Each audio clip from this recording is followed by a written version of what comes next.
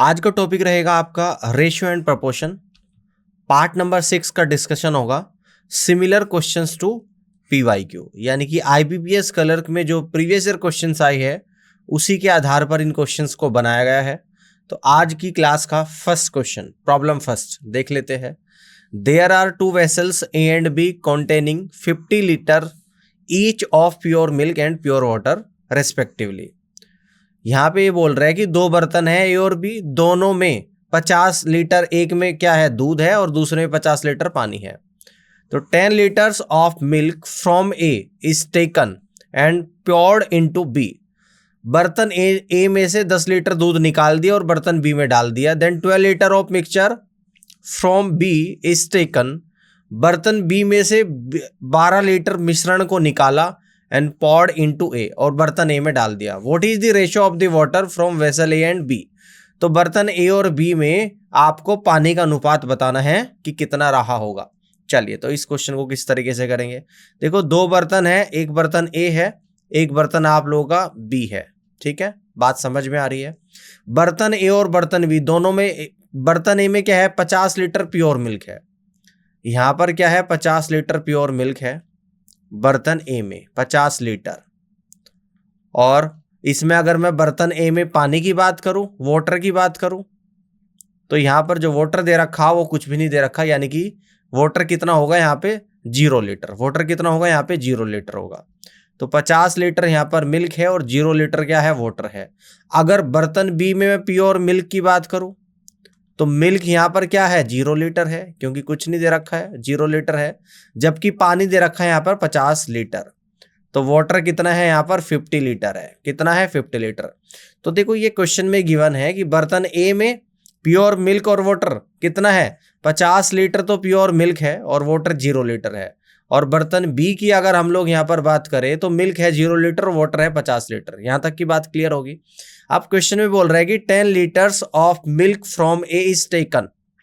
बर्तन ए में से 10 लीटर मिल्क को निकाल दिया जाता है। तो जब बर्तन ए में से 10 लीटर मिल्क निकाल दिया जाएगा फर्स्ट कंडीशन के बाद, तो क्या हो जाएगा यहाँ पे, यानी कि मिल्क 10 लीटर कम हो जाएगा और मिल्क कितना बचेगा यहाँ पे, यानी कि मिल्क कितना बचेगा यहाँ पे 40 लीटर बचेगा। और डाला किस में है बी में, तो बी में मिल्क डाल दिया तो बी में मिल्क हो जाएगा, पहले 0 था अब 10 लीटर हो जाएगा, है ना। इस बर्तन ए के पानी में कोई चेंज नहीं है, ये 0 लीटर ही है। और बर्तन बी के वाटर में कोई चेंज नहीं है, ये अभी भी 50 लीटर ही है। ठीक है ना। अब यहां से देख लेते हैं।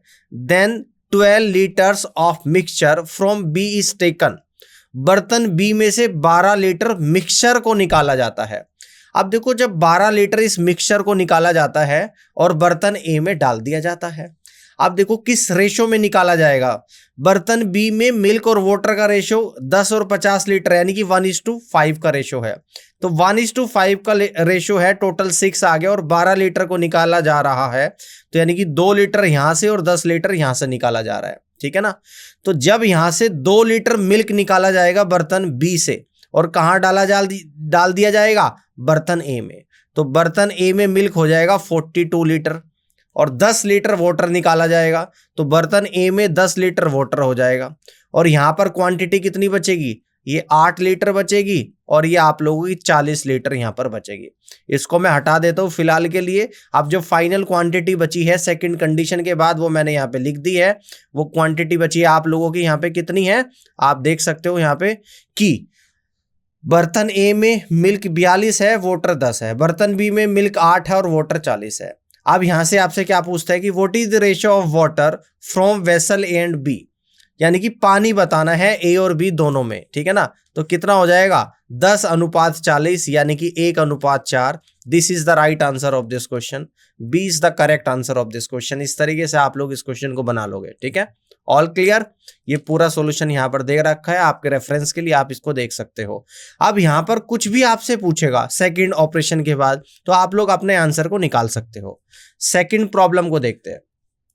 A container contains a mixture of milk and water in the ratio of 4:3. If 14 liter of mixture is taken out and replaced with water, then the new ratio of milk to water becomes 1:1. Find the initial quantity of mixture in the container. कह रहा है कि एक container है, एक बर्तन है जिसमें दूध और पानी का मिश्रण 4 और 3 के अनुपात में है। 14 लीटर मिश्रण को निकाल दिया जाता है और उसको पानी से बदल दिया जाता है, और अब जो नया अनुपात है दूध और पानी का 1:1 हो जाता है। तो आपको क्या बतानी है? इनिशियल क्वांटिटी बतानी है किसकी? इस बर्तन में मिक्सचर की, है ना। इस बर्तन में इनिशियल क्वांटिटी आप लोगों को बतानी है कि मिक्सचर की कितनी रही होगी। बात ध्यान से समझनी है। स्टार्टिंग में आपको मिल्क दे रखा है और वाटर दे रखा है, ये रेशियो दे रखा है आपको 4:3 का। All right. अब अगर इसमें से मैं 4:3 का जो रेशियो है, अगर इसमें से 14 लीटर मिक्सचर को मैं आउट कर दूं, 14 लीटर मिक्सचर को अगर मैं यहां पर आउट कर दूं, है ना। देखो इस रेशियो में यहाँ पे मिल्क और वाटर है, मुझे नहीं पता टोटल क्वांटिटी कितनी है ना, टोटल क्वांटिटी कितनी है। तो अगर इसमें से 14 लीटर में निकाल लूंगा, अगर मैं आपसे पूछूंगा कि रेशियो क्या बचेगा, तो रेशियो पे कोई चेंज नहीं पड़ेगा। देखो जैसे फॉर एग्जांपल एक दूध की बाल्टी है जिसमें 5 लीटर दूध है, उसमें 2 लीटर पानी डाल दिया, तो 7 लीटर टोटल क्वांटिटी है। अब उसमें से 2 लीटर क्वांटिटी को फिर मैं निकाल लेता हूं। अब टोटल क्वांटिटी जो 7 थी वो 5 होगी, अब ठीक है ना, 5 होगी। लेकिन जो उसमें मिल्क और वाटर का रेशो 7 लीटर में था वो 5 लीटर में भी है, रेशियो पे कोई इफेक्ट नहीं पड़ा। वही चीज यहां पर हुई है भाई, मिल्क और वाटर का रेशियो स्टार्टिंग में 4:3 है, 14 लीटर मिक्सचर को निकाला तो अभी भी रेशियो आपका 4:3 ही बचेगा, ठीक है ना। कितना बचेगा? अभी भी 4:3 ही आप लोगों का रेशियो बचेगा।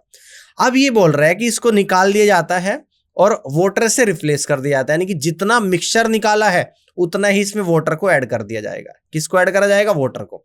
ध्यान रखना है, वाटर को ऐड करेंगे हम लोग यहाँ पे। और ऐड करने के बाद अब मिल्क और वाटर का रेशियो 1:1 हो जाता है।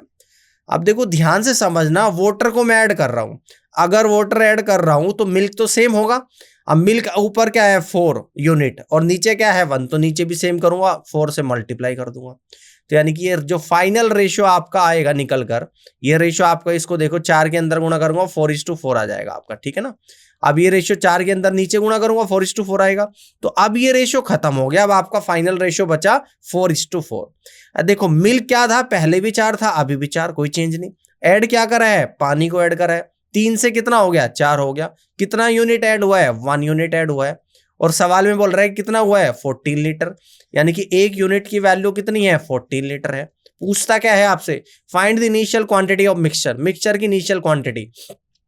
अब देखो यहां पर कितना यूनिट था, यानी कि 7 यूनिट। कितना था ये? टोटल 7 यूनिट, और 1 यूनिट की वैल्यू कितनी है? 14। तो इनिशियल क्वांटिटी निकालूंगा, 14 सत्ते कितना आ जाएगा? 14 सत्ते 98 आ जाएगी, 98 लीटर आ जाएगी।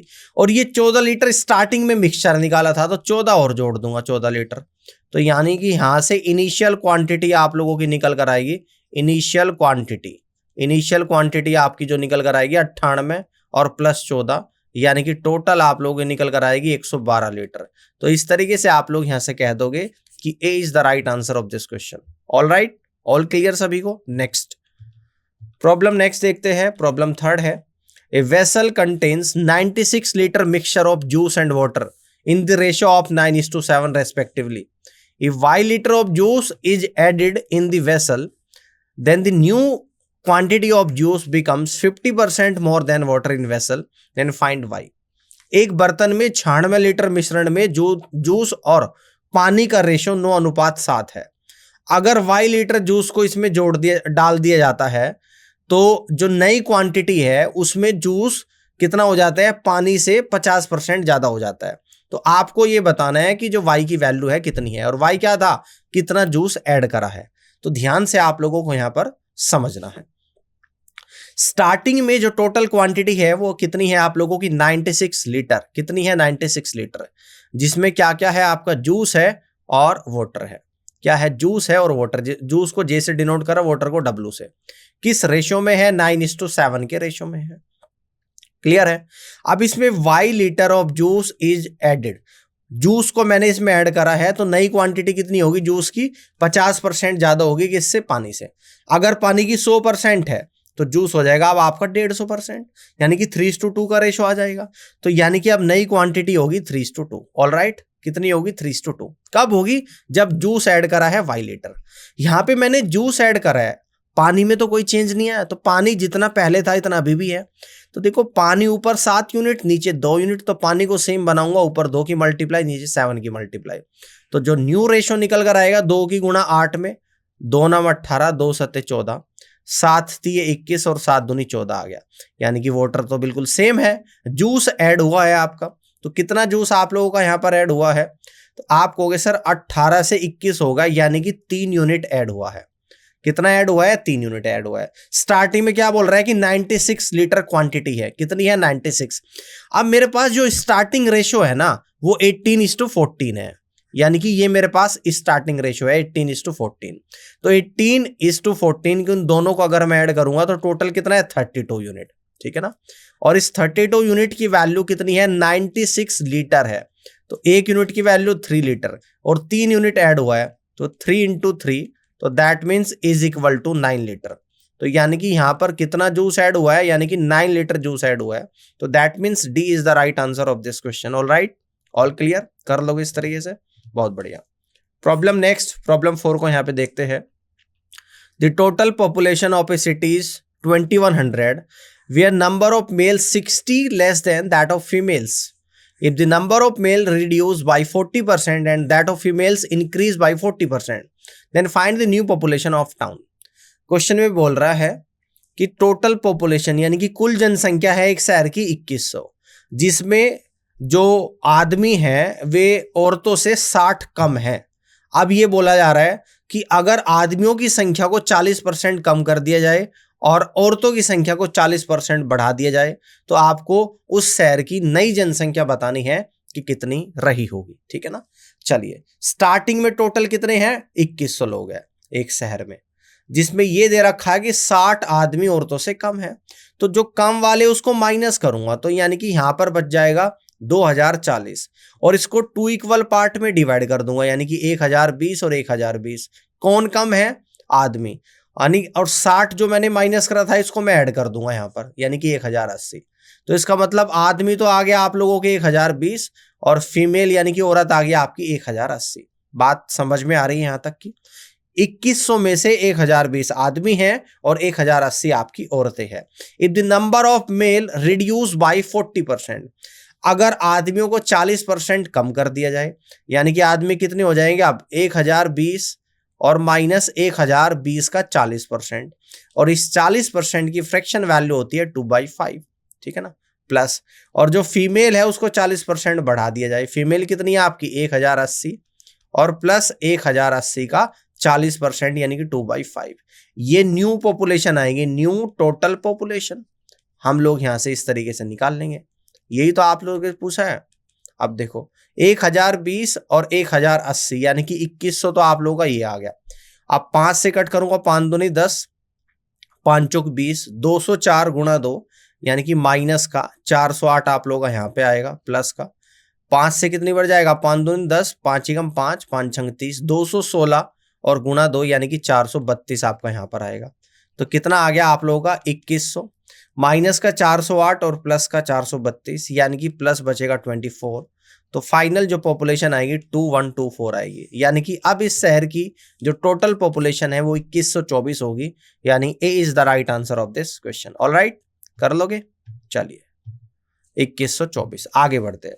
नेक्स्ट प्रॉब्लम को देखते हैं। प्रॉब्लम 5 है, A, B and C started a business, each investing 5,000 initially.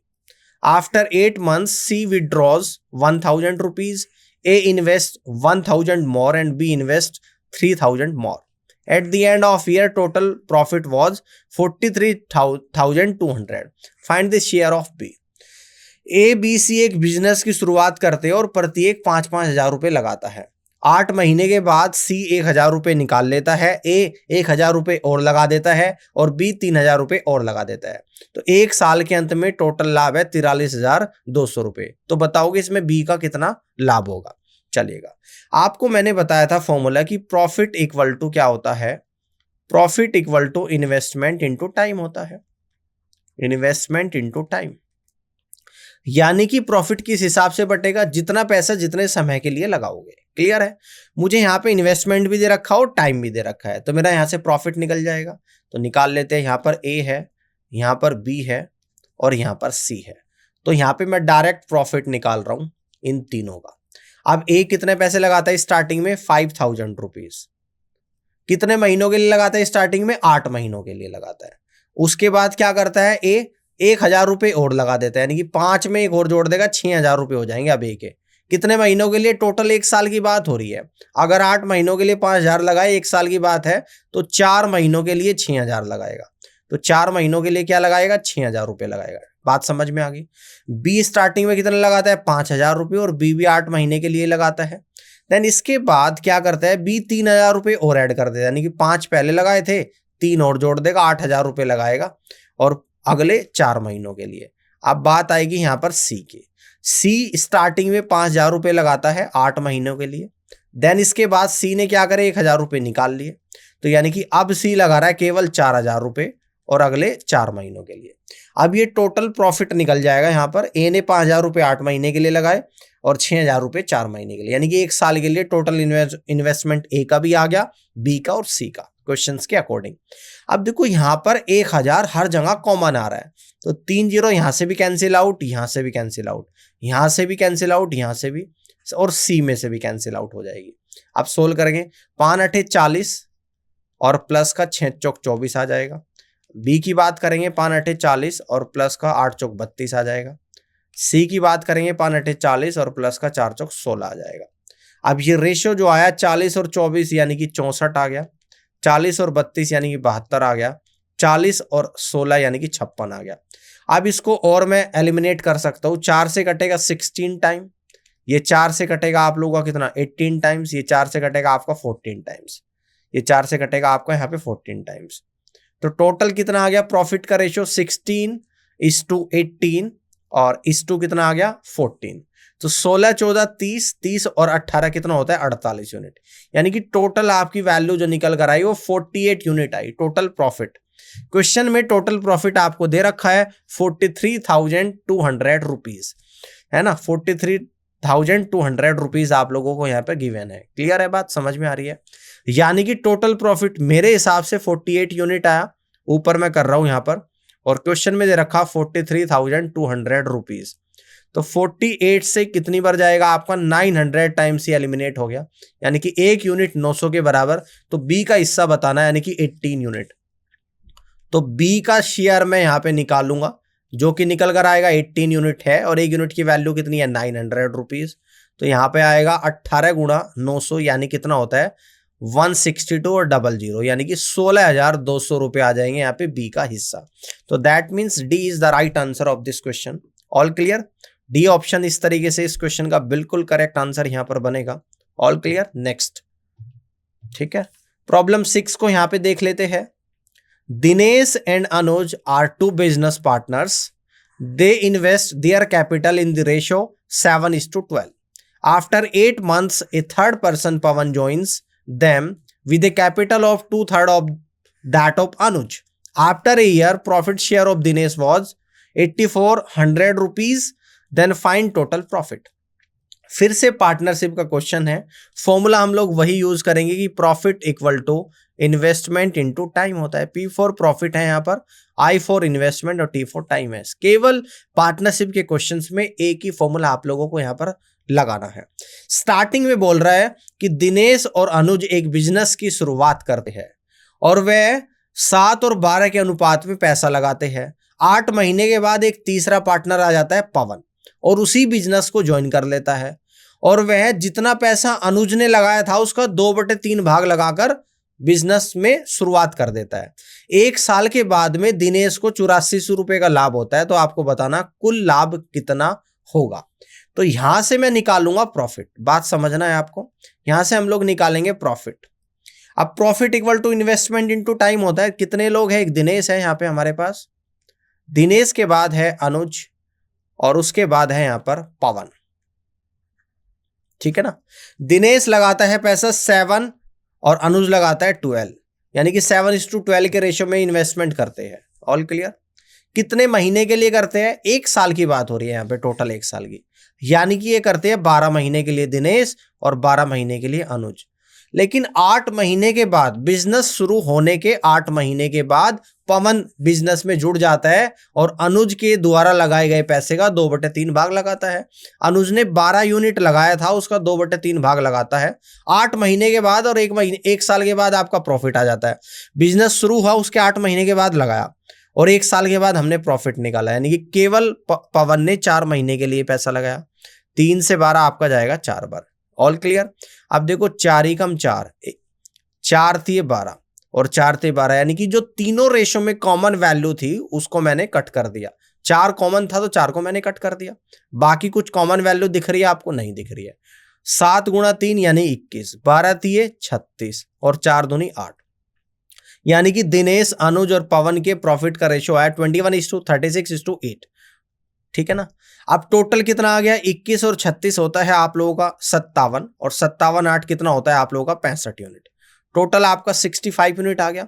जबकि दिनेश का प्रॉफिट दे रखा 8400 रुपए, यानी कि इस 21 यूनिट की वैल्यू आप लोगों को दे रखी 8400 रुपीज। 21 से 84 जाएगा आप लोगों का 400 टाइम्स। हमें निकालना है टोटल प्रॉफिट, तो कितना आएगा? 65 यूनिट इंटू 400 रुपीज, तो ये आप लोगों का निकल कर आएगा 26,000 रुपीज। यानी कि टोटल जो प्रॉफिट हुआ है इस बिजनेस में 26,000 रुपीज का हुआ है। That means E is the right answer of this question. Clear है? ये सॉल्यूशन है, आपके रेफरेंस के लिए आप देख सकते हो। नेक्स्ट देखते हैं problem 7। 2 pots contain equal quantity of mixture of milk and water. The ratio of milk and water in these pots is 3:2 and 1:2 respectively. Anuj mix content of the 2 pots together. Find the ratio of milk and water in the new mixture. ये आप लोगों को यहां पर निकालना है। 2 बर्तन है जिसमें बराबर क्वांटिटी में मिल्क और वाटर है। पहले बर्तन में रेशियो है 3:2, किसका? मिल्क और वाटर का, और दूसरे में है 1:2। अगर इन दोनों को मिक्स कर दिया जाता है और एक बर्तन में डाल दिया जाता है तो आपको उस नए बर्तन में मिल्क और वाटर का रेशियो निकालकर बताना है। ठीक है ना। अब देखो क्या क्या है यहां पर, मिल्क है और वाटर है। किस रेशियो में है? 3:2 के रेशियो में है पहले बर्तन में। दूसरे बर्तन में ये 1:2 के रेशियो में है। सवाल में बोल रहा है कि दोनों बर्तन में इक्वल क्वांटिटी है। दोनों बर्तन में क्या है? इक्वल क्वांटिटी है। पहले बर्तन में मिल्क और वाटर अगर मैं ऐड करूंगा 3 + 2 यानी कि 5 यूनिट है। और दूसरे बर्तन में मिल्क एंड वाटर 1:2 यानी कि 3 यूनिट है। क्वेश्चन में बोल रहा है कि इक्वल क्वांटिटी है, तो क्वांटिटी को इक्वल करूंगा तो फर्स्ट वाले में 3 की मल्टीप्लाई और सेकंड वाले में 5 की मल्टीप्लाई। All clear. अब देखो, अब इस 3 की मल्टीप्लाई फर्स्ट रेशियो में करूंगा 3 × 9 आएगा, 3 की 2 में करूंगा 3 दूनी 6, दूसरे में 5 की करूंगा 5 आएगा और 10 आएगा। यानी कि फर्स्ट और सेकंड बर्तन में मिल्क और वाटर का रेशियो कितना आ गया? फर्स्ट में 9:6, सेकंड में 5:10 आ गया। अब इनको तीसरे बर्तन में डाला और तीसरे बर्तन में मिल्क और वाटर की रेशियो निकालना। 9 और 5 14, तो तीसरे में 14 तो आपका मिल्क आ गया। 10 और 6 16 आप लोगों का कितना आ गया? वाटर आ गया। अब इस रेशियो को सिंप्लीफाई करेंगे, यानी कि जो कॉमन वैल्यू है उसको एलिमिनेट करेंगे, तो 2 कॉमन है दोनों में, तो 7:8 आ गया। यानी कि थर्ड बर्तन में मिल्क और वाटर का जो रेशियो है वो 7:8 होगा। That means E is the right answer of this question. Clear? चलिए नेक्स्ट क्वेश्चन देखते हैं। प्रॉब्लम 8 है आपके सामने, इसको देख लेते हैं। From cylinder A containing 108 liter of mixture of water and alcohol in the ratio of 8:1. 36 liter of the mixture is taken out and poured into cylinder B, in which ratio of water to alcohol is 3:1. If difference between the total water and the total alcohol in cylinder B is 60 liter, then find the quantity of initial mixture in the cylinder B. इस question में बोल रहा है कि एक बर्तन A में total 108 litre mixture है जिसमें पानी और अल्कोहल का अनुपात 8:1 है। 36 लीटर मिक्सचर को इसमें से निकाल दिया और सिलेंडर बी में डाल दिया, और सिलेंडर बी में वाटर और अल्कोहल का रेशियो 3:1 है। अब आपको डिफरेंस दे रखा, किसमें डिफरेंस दे रखा? सिलेंडर बी में वाटर और अल्कोहल का, जो कि 60 लीटर है। तो आपको सिलेंडर बी में मिक्सचर की इनिशियल क्वांटिटी निकालकर बतानी है कि कितनी रही होगी। अब देखो इस क्वेश्चन को नेक्स्ट स्लाइड पर हम लोग देखते हैं।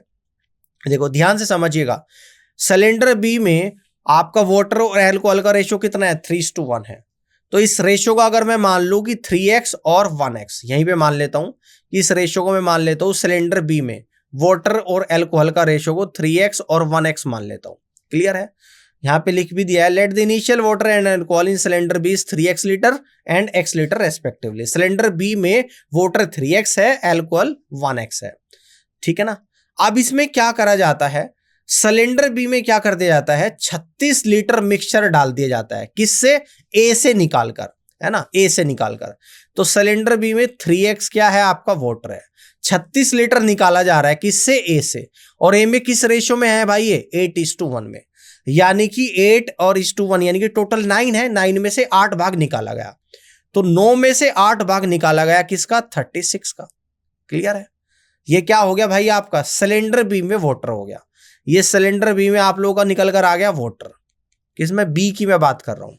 अब सिलेंडर बी में अगर मैं एल्कोहल की बात करूं, एल्कोहल की बात करूं, है ना, तो एल्कोहल कितना है सिलेंडर बी में, 1x है। इसमें क्या कर दिया जाता है 1x में, यानी कि सिलेंडर ए से निकालकर डाला जाता है कितना भाग, 8:1 के रेशो में। 8 आपका क्या था, पानी था, तो 1 आपका एल्कोहल है, यानी कि प्लस 1/9। टोटल क्या है आपका, 9 है। 9 में से 1 भाग निकाला जाएगा, 1/9 इंटू 36। ठीक है ना? अब देखो इसको सोल्व करेंगे, 9 से 36 जाएगा आपका 4 बार, तो ऊपर आ गया आपका 3x प्लस 32, और नीचे आ गया 9 से 36 4 बार जाएगा, यानी कि आपका 1x और प्लस का 4 आ गया। ठीक है ना? तो सिलेंडर बी में वाटर और एल्कोहल अलग अलग निकल कर आ गए।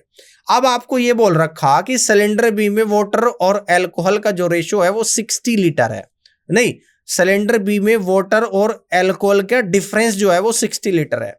तो अगर इन दोनों का मैं डिफरेंस लूंगा, यानी कि यहां से डिफरेंस मैं लूंगा, ध्यान से आप लोगों को देखते रहना है, बस आंसर आपका निकल जाएगा। यानी कि अगर मैं यहां से अब इसका डिफरेंस लूंगा, नीचे लिख देता हूं, यहां पे मैं ले रहा हूं इसका डिफरेंस, तो डिफरेंस कितना आएगा, 3x प्लस 32 माइनस x और माइनस 4 आ जाएगा, इक्वल टू 60 लीटर है। तो यहां से आपका आएगा यानी कि 2x और प्लस का 28 इक्वल टू 60 आएगा, यानी कि 2x इक्वल टू आप लोगों का 32 आएगा। 2 से 32 16 टाइम जाएगा, x इक्वल टू 16 आएगा।